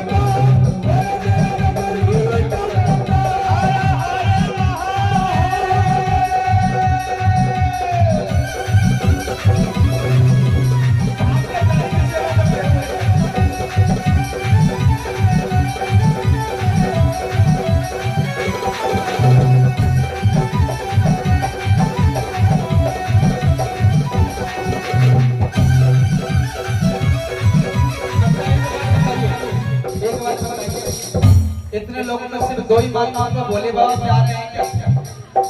लग रहा है सबसे दुश्मनाई है महादेव की है। जिनको महादेव से प्रेम है वो जरूर हाथी लगाए। निवेदन है आपसे, और जो महादेव से दुश्मनाई करते हैं वो चुपचाप से ऐसे बैठे रहे। अब देखते हैं कितने लोग को दुश्मनाई है महादेव से, कितने लोगों को है।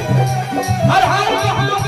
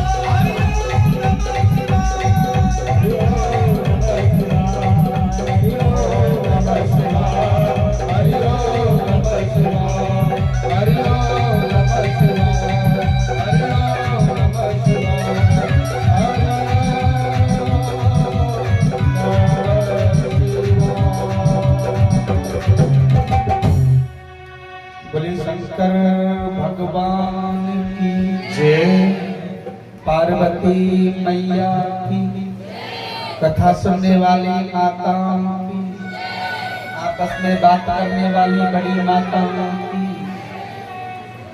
पता लगना चाहिए कि हमारी भी बड़ाई हो रही है। पता भी लगना चाहिए ना कि हमारी भी प्रशंसा हो रही है कथा में। सुखदेव जी महाराज ने बताया आज शंकर भगवान ने यज्ञ को पूरा किया और माता सती की आज उस अस्थियों को यज्ञशाला से निकाला,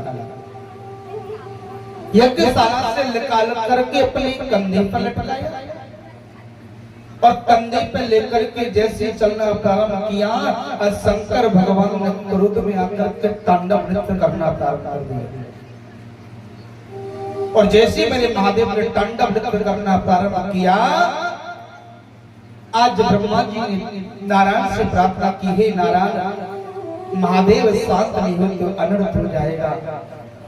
आज नारायण ने अपने सुदर्शन चक्र को आदेश दिया और माता सती के शरीर के आज 51 टुकड़े कर दिए, 51 टुकड़े किए। और जैसे माता सती के शरीर के 51 टुकड़े आज अनेकों स्थानों पर जाकर के गिरना प्रारंभ किया। आज महादेव की पत्नी माता सती के शरीर से 51 शक्ति पीठ विराजमान हो गई, जो नवरात्रि में अनेकों रूप से माता दुर्गा के रूप में जाना जाता है। 51 शक्ति पीठ माता सती के शरीर के अंगों से प्राप्त हो गई। 51 शक्ति पीठों की सेवा करने के लिए आज 64 जोगनी भी प्राकट हो गई, जो माता रानी की हमेशा हमेशा सेवा करते हैं, मां के चरणों में समर्पण हो गई। शंकर भगवान समाधि में बैठ गए। इधर पर्वत राज राजा जो हिमांचल है, उनकी पत्नी नैना देवी की गर्भ से आज महाराज माता सती ने पार्वती के रूप में अवतार धारण किया। पार्वती के रूप में आज मां प्राकट हो गई और पार्वती के रूप में प्राकट हुई और पार्वती बनकर भी शंकर भगवान को पति रूप में प्राप्त करने के लिए तपस्या करने लगी। महादेव समाधि में लीन थे, इधर पार्वती तपस्या में लीन है, महादेव समाधि में लीन है। आज ब्रह्मदेव ने कामदेव से कहा जाओ जाकर के महादेव की समाधि को तोड़ दो, और जैसे कामदेव ने महादेव के मस्तक पर पुष्प बाण को मारा, महादेव की तीसरा नेत्र खुला और कामदेव जलकर के समाप्त हो गए। सारे देवताओं ने प्रार्थना की, महादेव तेरा मेहमान शांत हो जाओ, पार्वती को आशीर्वाद दो। शंकर भगवान पार्वती को आशीर्वाद देने पहुंचे। पार्वती से कहा, बोलो क्या चाहती हो? माता पार्वती बोली, महादेव हम आपको पति के रूप में प्राप्त करना चाहते हैं। महादेव बोले, तथास्तु। अब आशीर्वाद तो दे दिया, अब बिना बिचौलिया के शादी कैसे हो? तो शादी जब होती है तो एकदम बीच में बात करने वाला होता है, तो बिचौलिया बोलते क्या बोलते हैं? तुम्हारे इधर क्या बोलते हैं इसको?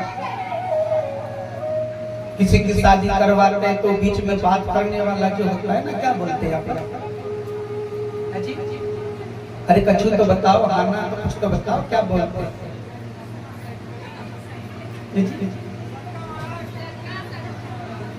सरकार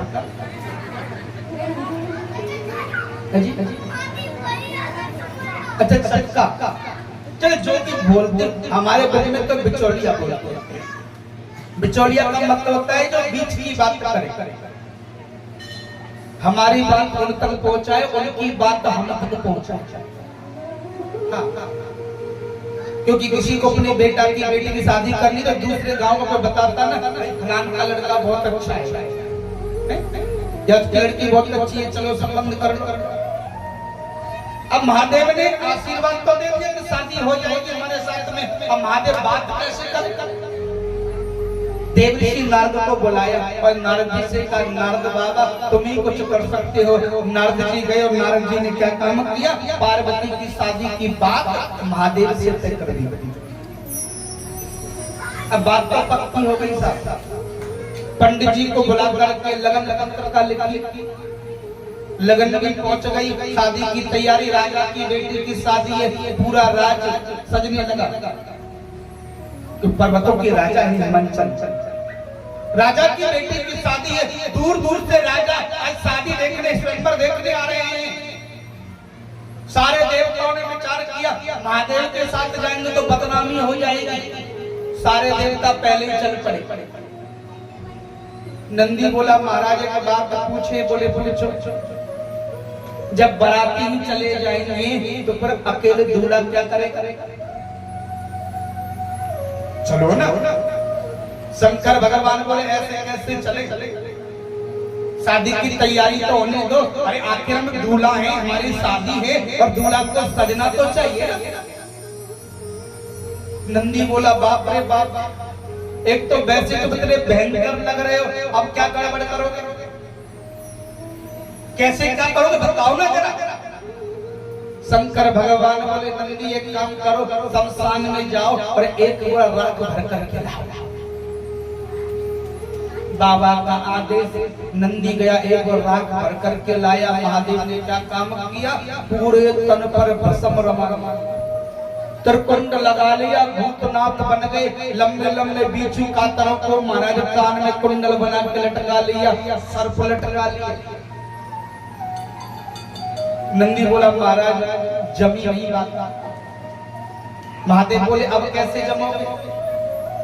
आप हमेशा लंगोटी धारण करके रहते हो। अरे कम से कम कुछ श्रृंगार कपड़ा फपड़ा, पहले लोग क्या कहेंगे दूल्हा को नंगो ही चलवाए।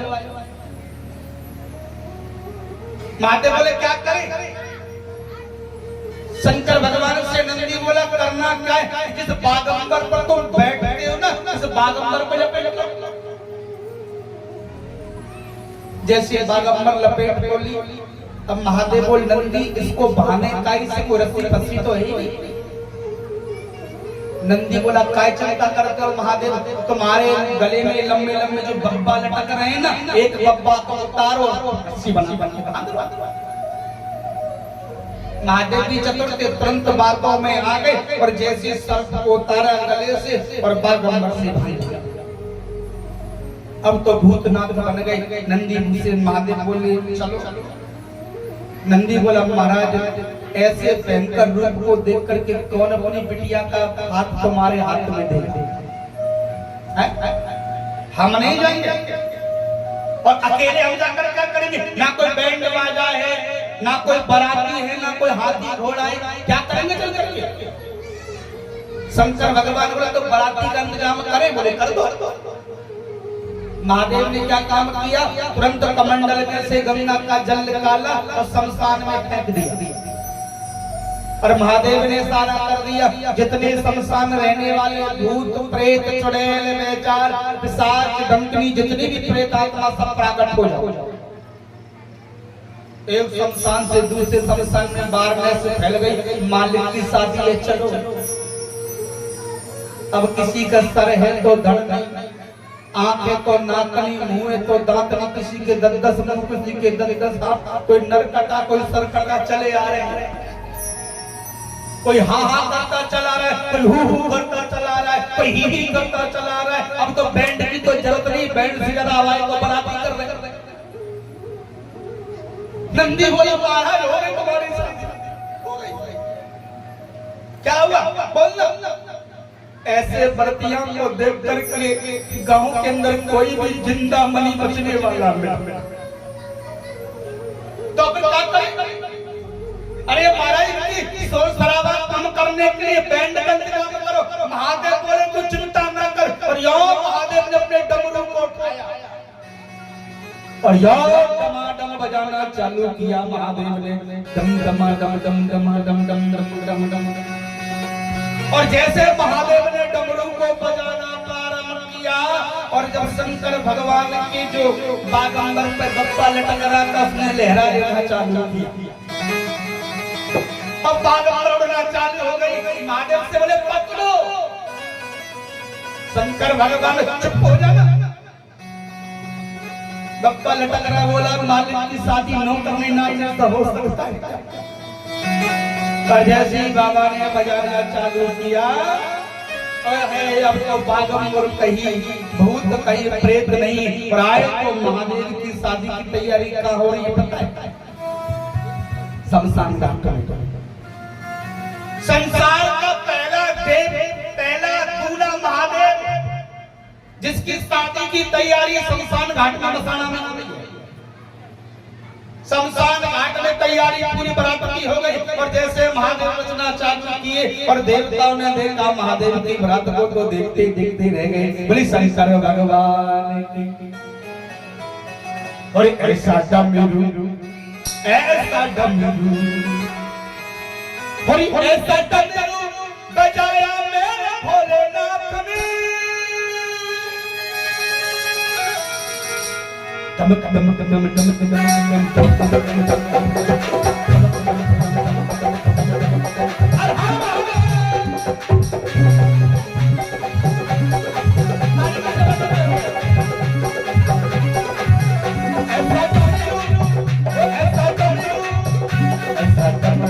बजाया मेरा भोलेनाथ ने।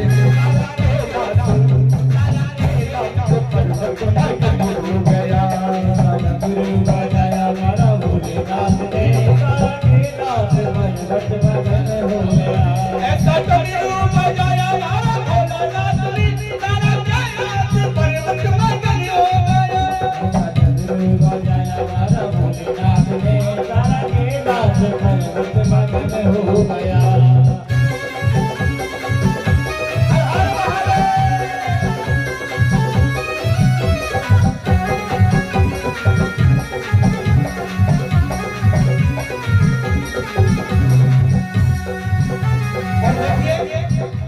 थोड़ी देर में ही महादेव आ रहे हैं नंदी पर बैठ करके शादी करने के लिए। आप लोग को देख के ही लग रहा है कि आप शादी में आए हो, बराती बन करके आए हो, बराती बन करके आए हो। कितने लोग बराती बनकर आए तो हाथ खड़ा करके बता ऐसे बराती जिन पे ना तो ताली बजानी आवे ना चलो आवे ना कछु करना आवे ऐसे बैठे ऐसे टीवी चल रही हो। ये आए गए ये आए गए ये आए गए शुक्र शनिचर आए गए शुक्र शनिचर आए गए शुक्र शनिचर आए गए शुक्र शनिचर आए गए। और शादी वाली रात में भोले की बारात में शादी वाली रात में भोले की बारात में शादी वाली रात में भोले की बारात में शादी वाली रात में भोले की बारात ये तो रासन हजारों मन पाए आए गए आए गए शुक्र शनिचर आए गए। शुक्र शनिचर आए गए शुक्र शनिचर।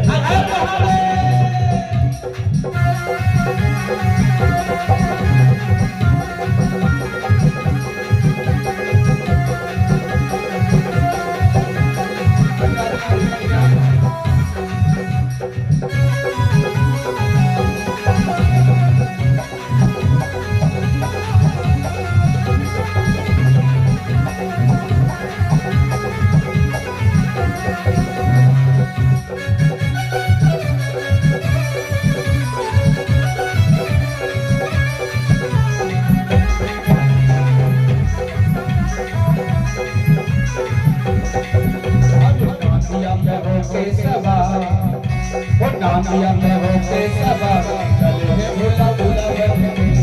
डांडिया में होके सवार चले हैं भोला भोला बन के। ओ डांडिया में होके सवार चले हैं भोला भोला बन के। डांडिया में होके सवार चले हैं भोला भोला बन के। चले हैं भोला भोला बन के। चले हैं भोला भोला बन के। चले हैं भोला भोला बन के। चले हैं भोला भोला बन के। भोला बनका भोला भोला बन के। डांडिया में होके सवार चले हैं भोला भोला बन के।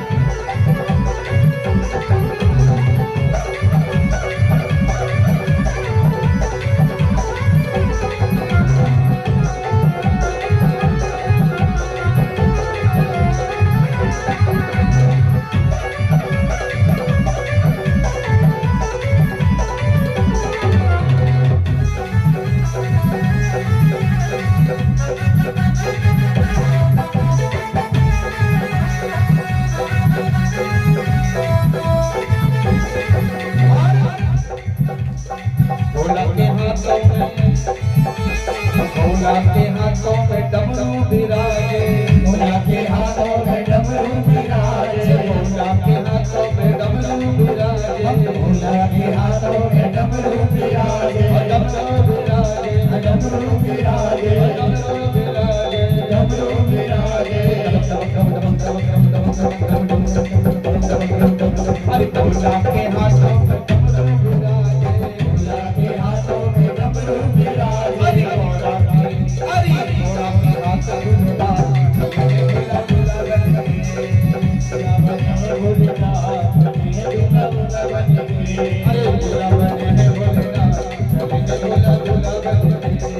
भोला बने हैं भोलेनाथ, चले चले तो भोला बने हैं। हर हर महादेव।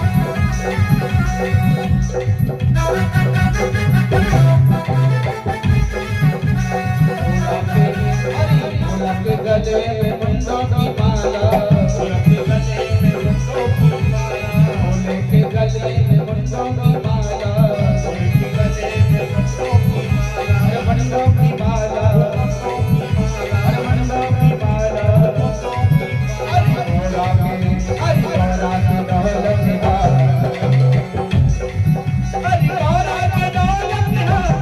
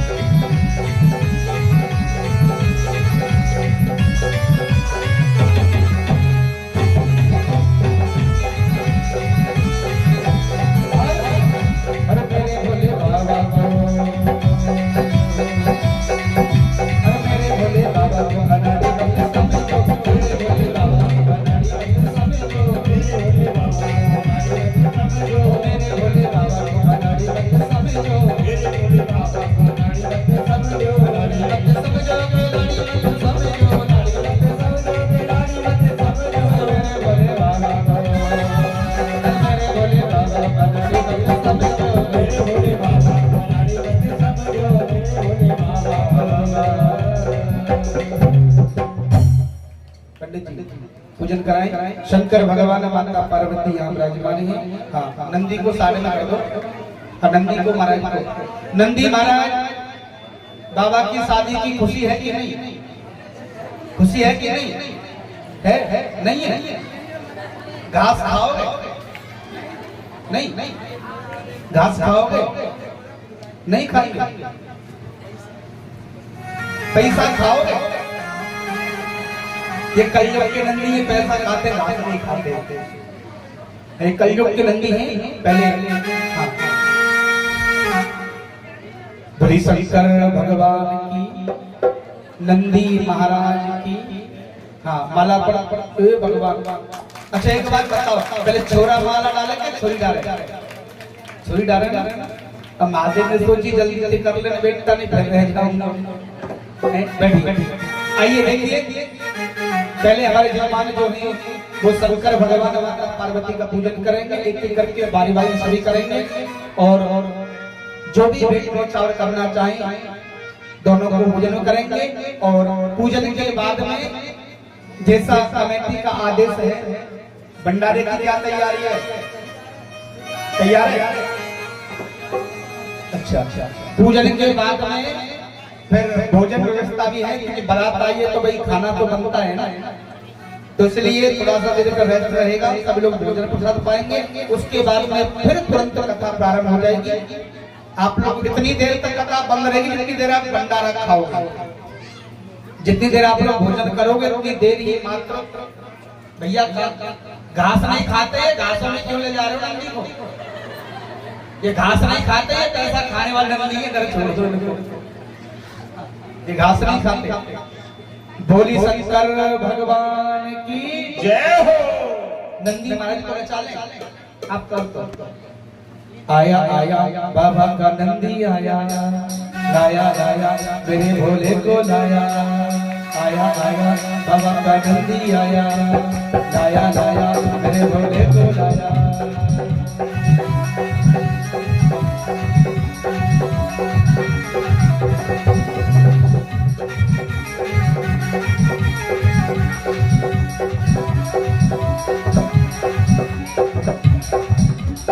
आया आया बाबा का नंदी आया, लाया लाया मेरे भोले को लाया। अब तो नाचो, अब तो झूमो, अब तो नाचो, अब तो झूमो, बाबा बढ़िया बनाते तुम्हें। आया आया बाबा का नंदी आया, लाया लाया मेरे भोले को लाया।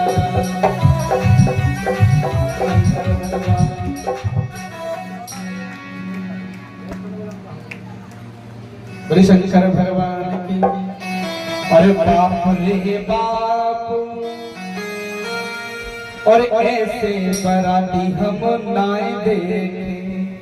जे जब महादेव की शादी हो रही थी तो सखियां गा रही है बरात को देख कर।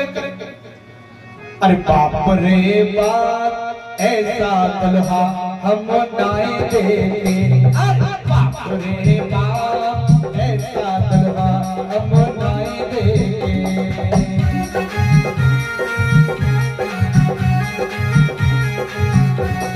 नाए देखे हम नाए देखे, नाए देखे हम नाए देखे। अरे बाप रे बाप, ऐसे बराती हम नाए देखे। बाप रे बाप, ऐसे बराती हम नाए देखे। हर हर महादेव।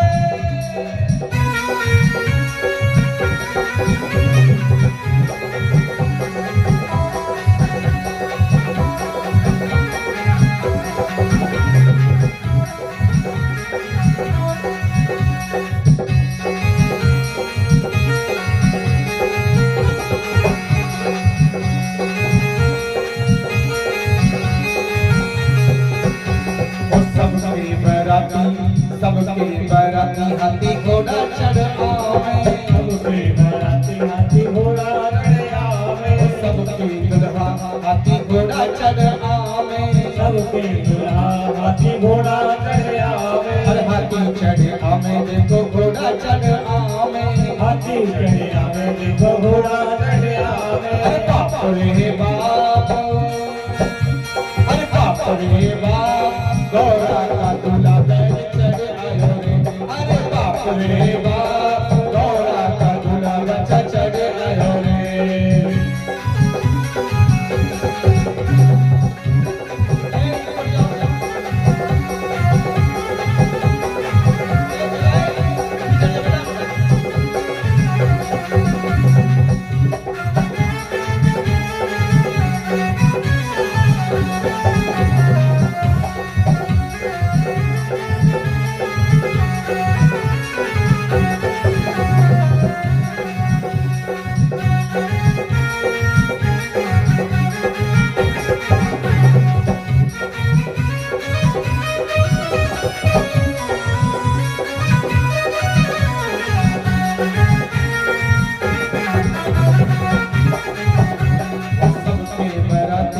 सबके बराती बैंड बाजा लेके आवे। सबके बराती बैंड बाजा लेके आवे। सबके दुल्हा बैंड बाजा लेके आवे। सबके दुल्हा बैंड बाजा लेके आवे। अरे बैंड लेके आवे देखो बाजा लेके आवे। बैंड लेके आवे देखो बाजा लेके आवे। अरे बाप रे बाप, बाप रे बाप, गौरा का दूल्हा डमरू लेके आयो रे। अरे बाप रे बाप, गौरा का डमरू लेके आया रे।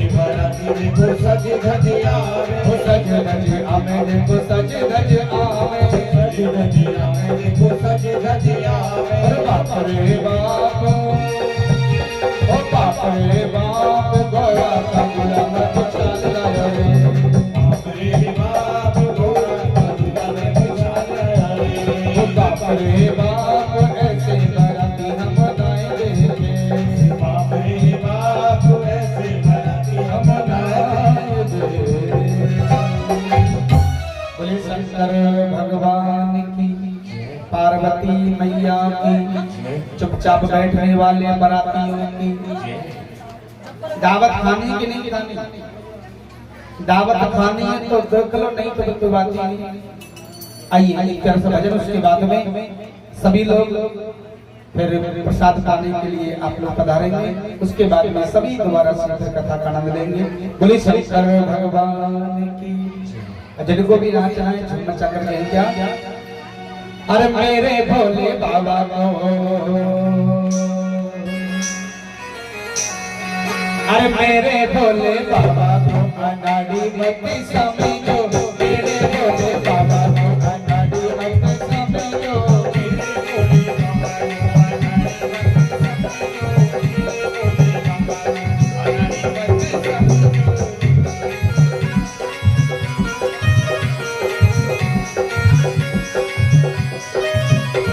अनाड़ी मत समझो, खिलाड़ी मत समझो, अनाड़ी मत समझो, खिलाड़ी मत समझो। अरे मेरे भोले बाबा को, मेरे भोले बाबा को अनाड़ी मत समझो, मेरे भोले बाबा को अनाड़ी मत समझो, अरे मेरे भोले बाबा को।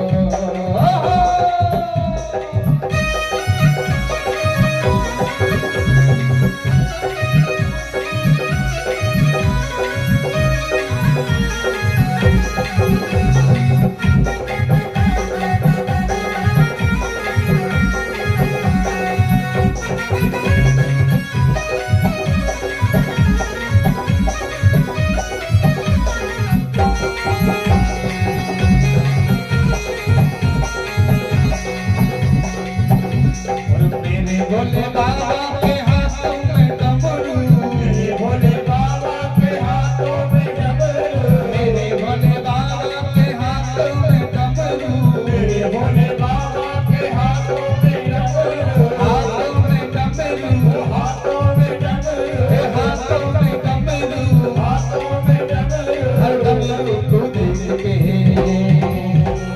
डमरू को देख के मदारी बंदे समझो, डमरू को देख के मदारी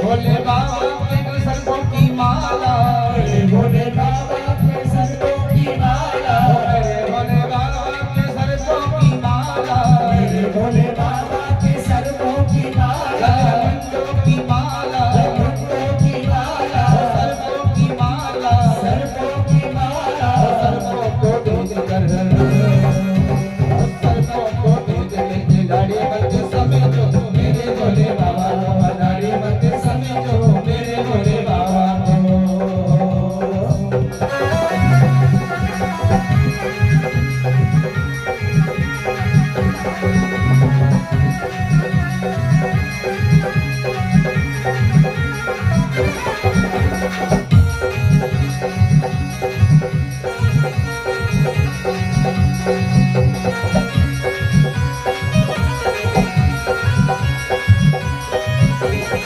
शंकर भगवान की, पार्वती मैया की जय। हर हर हर हर हर हर महादेव। अब सभी लोग आज ये भंडारे में क्या दे रहे हैं? तैयारी है। अब सभी लोग प्रेम से भगवान को प्रणाम करते हुए सामने बैठ गए। पंगत के लिए चद्दर बिछ चुकी है, जल्दी जल्दी खाओ और फटाफट से दोबारा से फिर आकर के बैठ जाओ, क्योंकि हम तो अभी यहीं बैठे रहेंगे तब तक आप लोग भोजन करके आइए फटाफट से। क्योंकि देखिए भैया, आपके यहाँ का नियम क्या है पता नहीं, ये पवित्र गद्दी है, इस पर बैठने के बाद में मुख को झूठा करना नहीं चाहिए। यदि हम अभी भोजन करने के लिए जाएंगे तो फिर स्नान करना पड़ेगा, वस्त्र चेंज करने पड़ेंगे, उसके बाद ही इस गद्दी को छू सकते हैं। ये गद्दी का नियम होता है। अब कौन क्या करता है उसके बारे में हमको पता नहीं, हम अपने नियमों का पालन करेंगे। आपसे निवेदन है आप लोग सभी लोग पधारे, भोजन प्रसाद पा करके आए। आप लोग पाना चाहें तो आप लोग भी पा करके आए, तब तक हम बैठे हुए। उसके बाद में आप लोग आएंगे तुरंत कथा प्रारंभ हो जाएगी। सभी लोग भगवान को प्रणाम करते हुए फटाफट से जाएं, तुरंत भोजन करके आए। बोली वृंदावन बिहारी लाल की, वृंदा मैया की जय हो। सभी लोग जाएं, जाकर के प्रसाद पा करके आते हैं।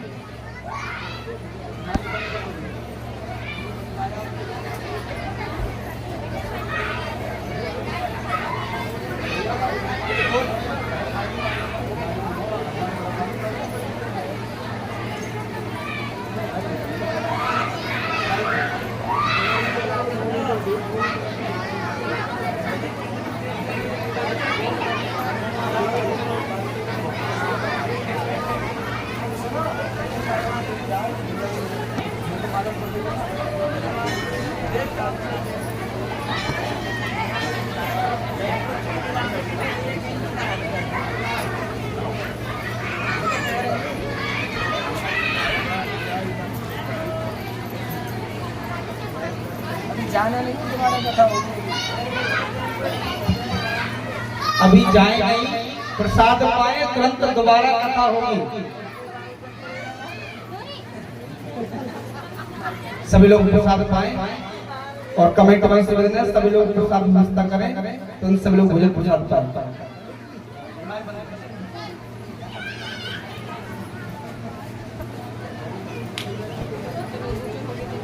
जब दीपक से जल मत जाना।